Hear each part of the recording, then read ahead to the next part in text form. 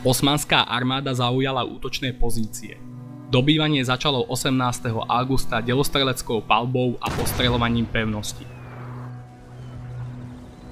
Prvé týždne obliehania veľkovezírovi nepriniesli očakávané výsledky.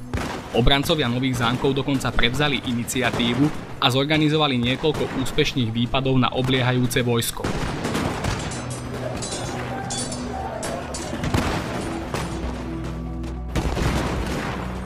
V posádke pevnosti sa však zúfalo míňali zásoby, najmä munícia a potraviny. Poslednú šancu predstavoval hlavný veliteľ cisárskeho vojska Raymond Montecuccoli, ktorý operoval v kráľovskom Uhorsku. Proti nemu však bol vyslaný paša Kara Mustafa so zvyškom osmanského vojska. Mal Montecuccoliho viazať, aby ten nebol schopný podporiť nové zámky. Turci pokračovali v útoku, ktorý smerovali najmä na Friedrichov a Forgáčov bastión.